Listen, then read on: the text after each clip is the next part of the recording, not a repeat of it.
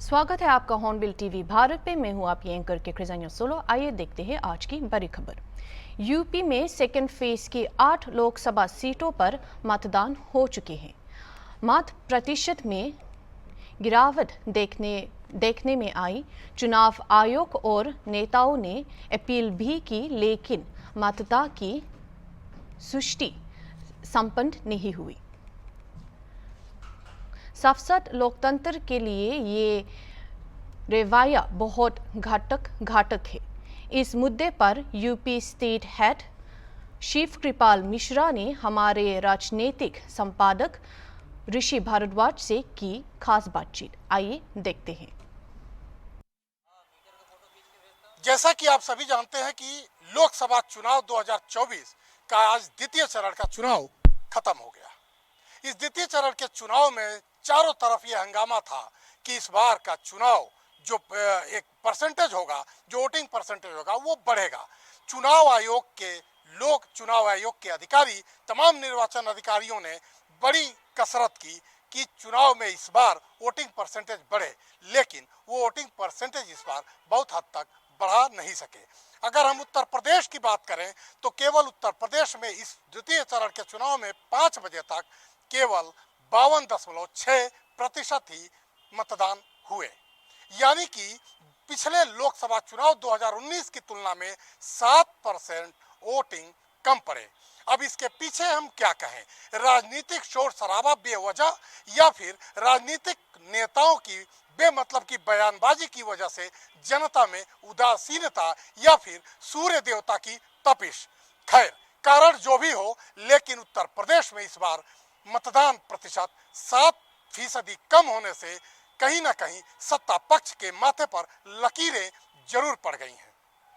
अब इस बात की चर्चा होने लगी है, और अगर हम देखें तो चारों ओर इस बात की चर्चा शुरू हो गई है कि मतदान प्रतिशत इतना कम क्यों हो रहा है, और अगर ये कम हो रहा है तो क्या होगा? क्या सत्ता को इस मतदान प्रतिशत से कम होने का खतरा सता रहा है? इस बात की चर्चा चारों ओर है, और इस बात की चर्चा हमारे हॉर्नबिल टीवी में भी इस समय हमारे साथ मौजूद हैं पॉलिटिकल एडिटर ऋषि भारद्वाज, जिनके साथ हम इस बात की जरूर चर्चा करेंगे कि क्या कारण है कि फर्स्ट फेज से भी कम वोटिंग परसेंटेज चुनाव के इस माहौल में सेकेंड फेज में हो गया।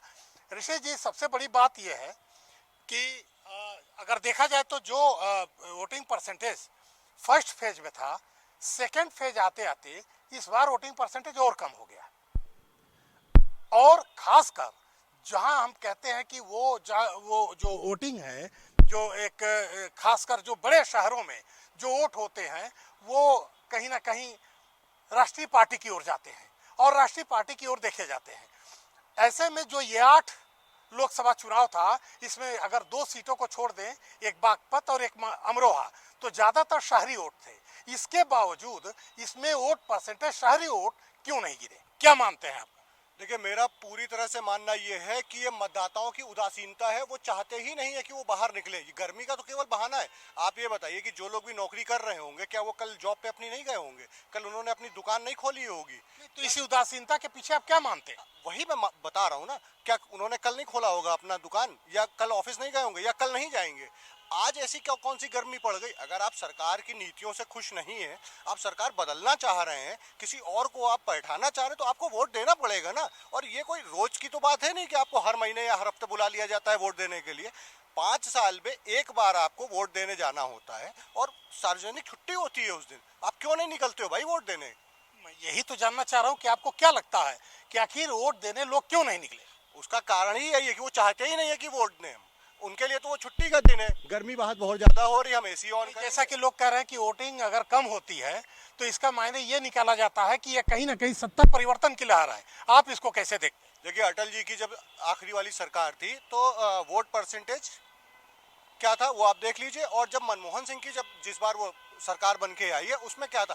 तो ये कोई बड़ा कारण नहीं है। वोट परसेंटेज कम ज्यादा हो सकता है, मायने ये रखता है कि कम हुआ या ज्यादा हुआ, किसके पक्ष में हुआ। सरकार तो उसकी बनेगी ना।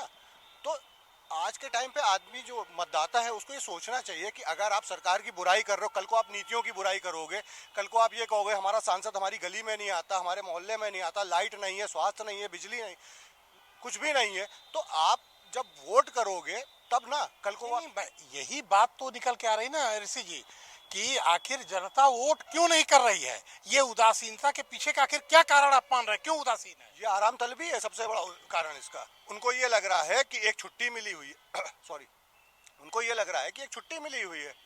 आप देखिए ना, आप ग्रामीण जो पृष्ठभूमि, ये जो आराम तलबी है, ये आराम तलबी अगर आप त्रिपुरा के देख लें, मणिपुर में देख लें, तो और भी तमाम, जैसे वायनाड केरल में ही देख लें, तो कहीं ये आराम तलबी वहां क्यों नहीं दिख रही? ये यूपी में ऐसा क्या हुआ कि 7% वोटिंग मायने रखता है कि 2019 के तुलना में इस बार जो वोटिंग परसेंटेज है 7% डिक्रीज हुआ है।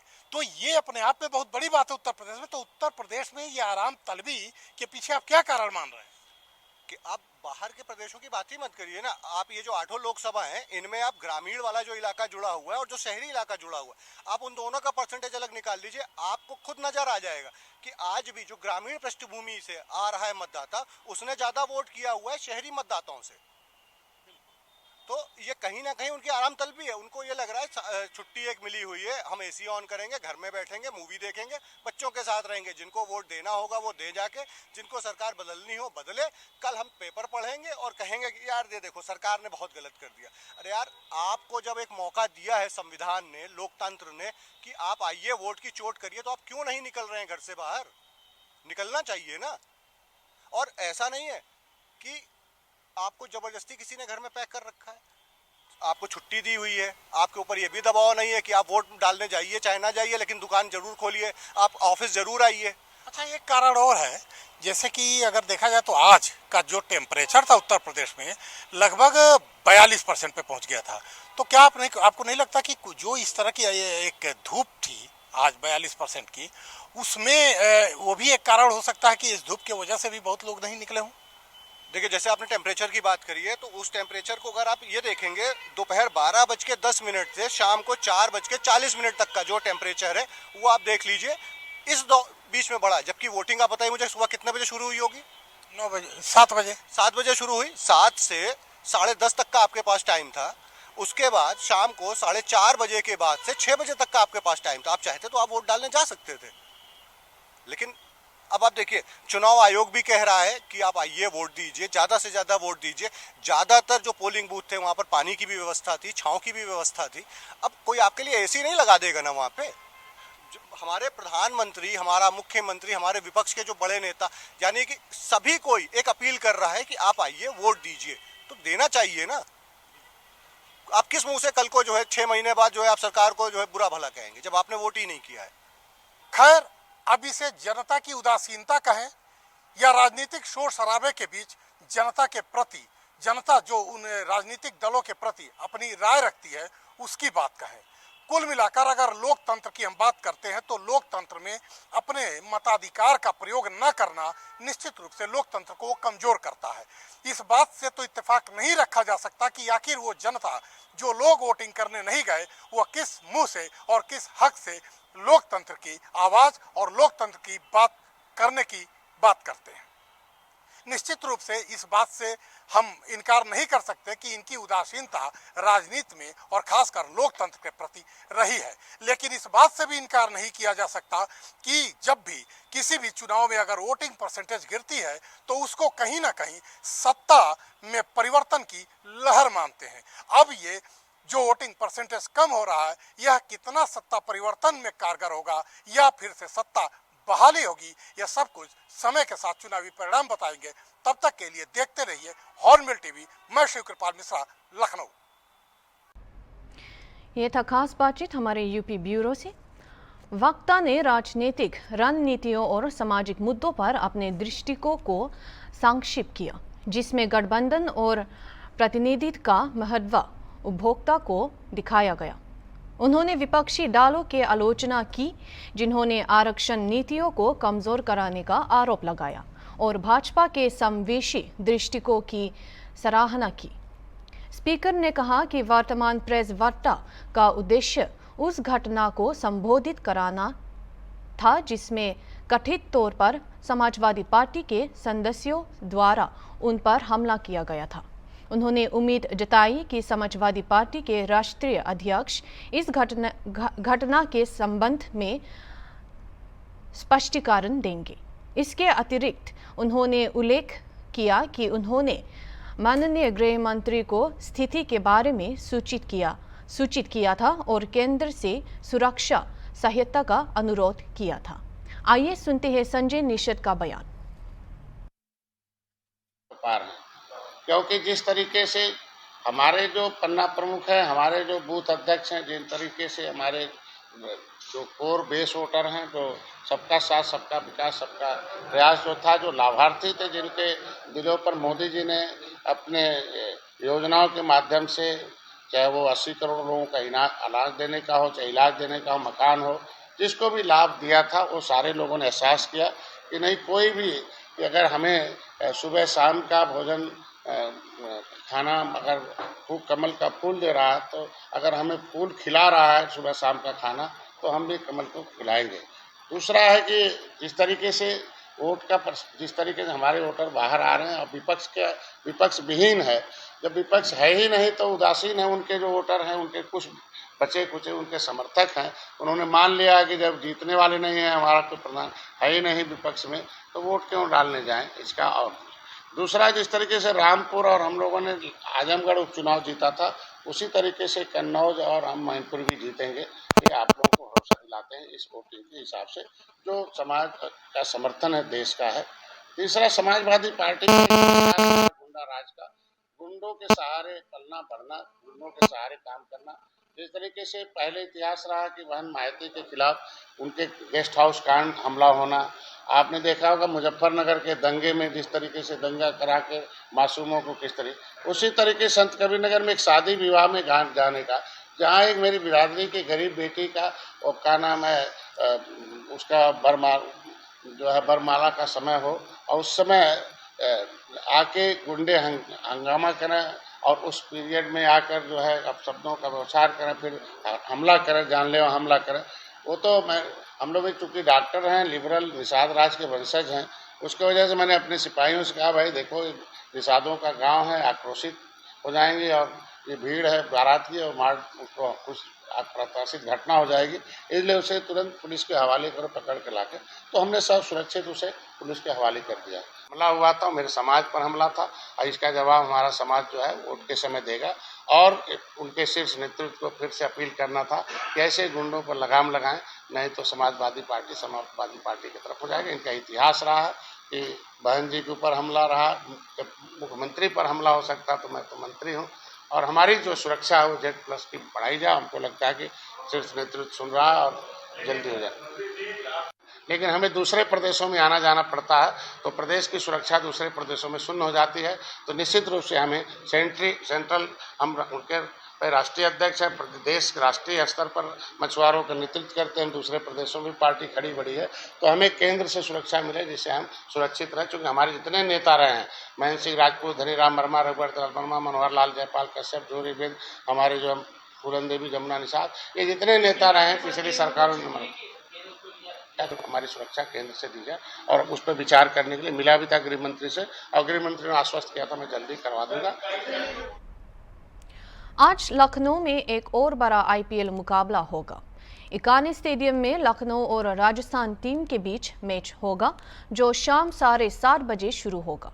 लखनऊ में 8 मैचों में 5 मैच जीत दर्ज की है, जबकि 3 मैचों में उन्हें हार का सामना करना पड़ा। वेंट टेबल में वो चौथी स्थान पर है, जबकि राजस्थान रॉयल्स नंबर 1 पर है। उन्होंने 8 मैचों से 60 में जीत हासिल की है। इकानी स्टेडियम के बाहर दर्शकों की भरमार है और लखनऊ ट्रैफिक पुलिस ने मैच के दौरान रोड मैप तैयार किया है, जिसमें शाहिद पथ पर भारी वाहनों को रोका जाएगा।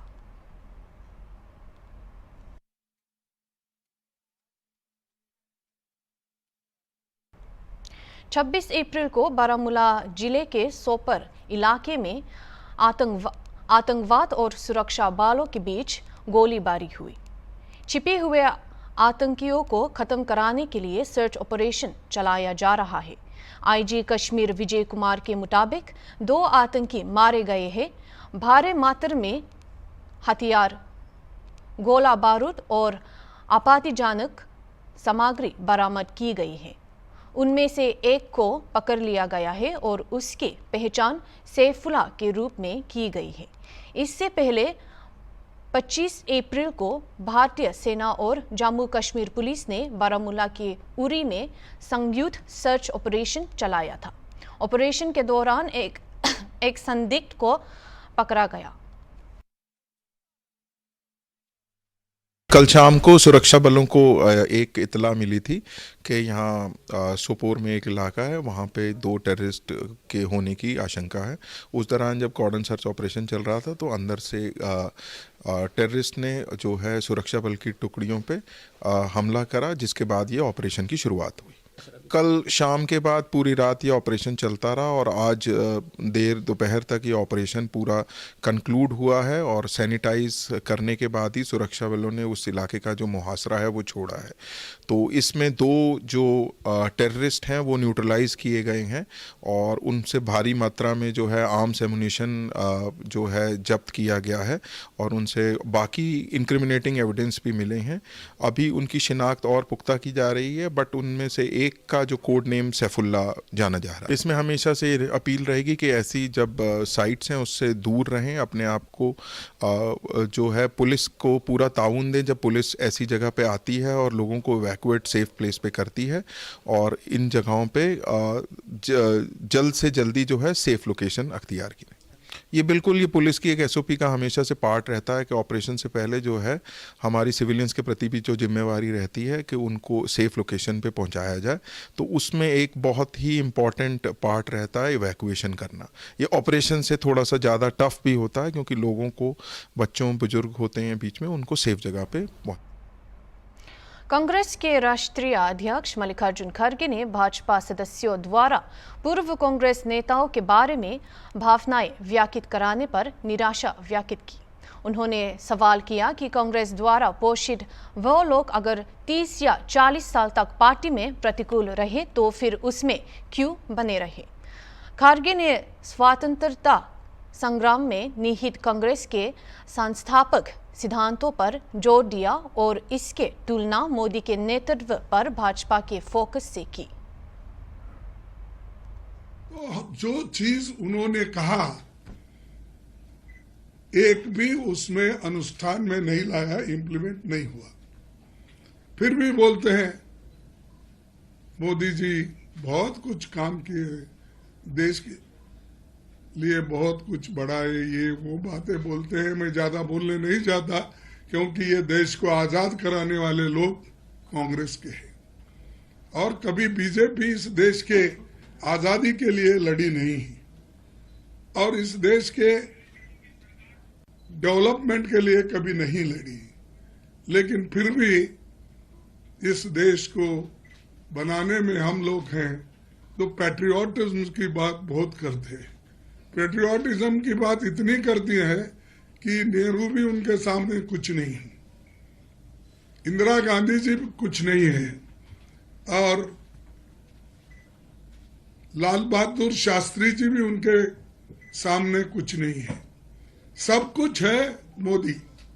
उन्होंने ये भी सोचा कि 2014 के बाद ही इस देश को आजादी मिली, इससे पहले देश आजाद नहीं था।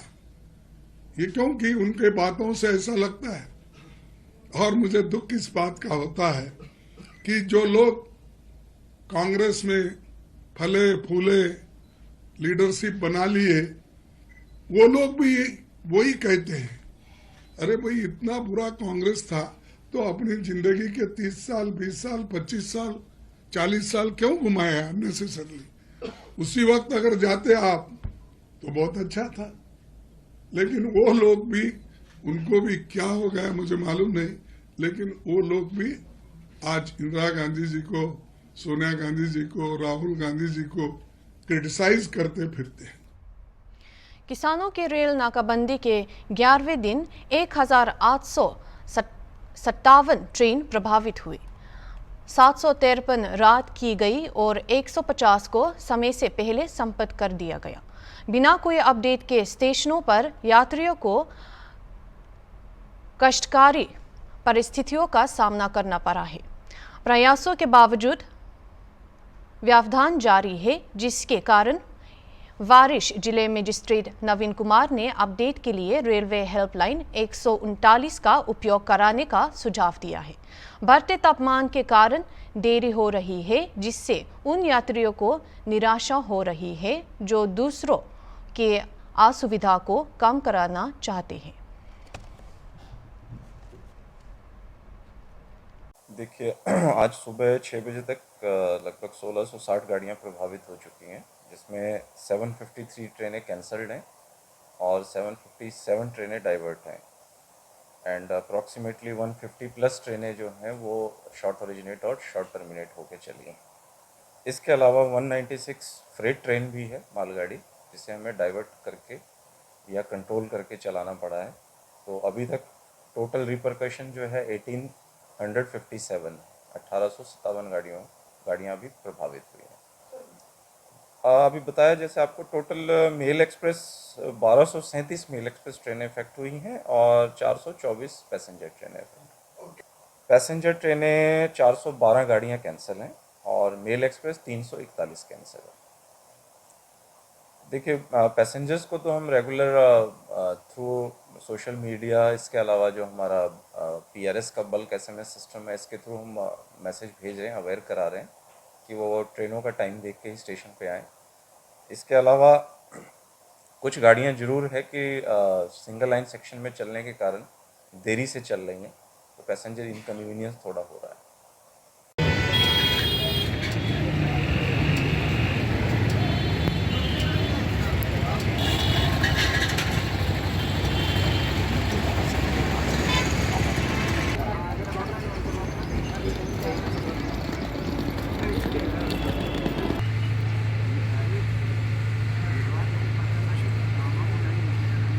रूपा शाह। कहाँ से आए? हम लोग झारखंड से आए हैं। कहाँ जाने? हम लोग को रिटर्न झारखंड ही जानी है, लेकिन हम लोग कल रात 12-13 घंटे हो गए बैठे हुए हैं अभी तक।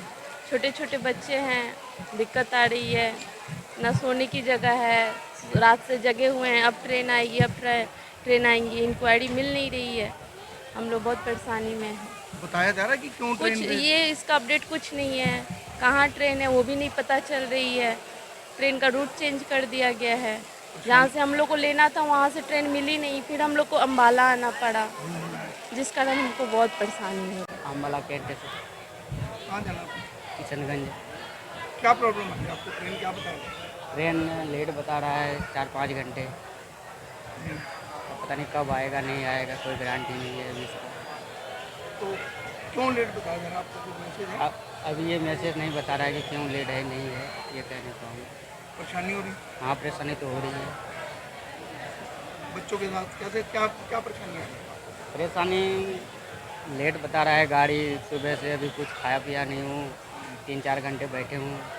तो उसके बाद अब कब आएगी नहीं आएगी गाड़ी, क्या उसका कोई गारंटी नहीं भी आ सकता है, आ भी सकता है, यही परेशानी है।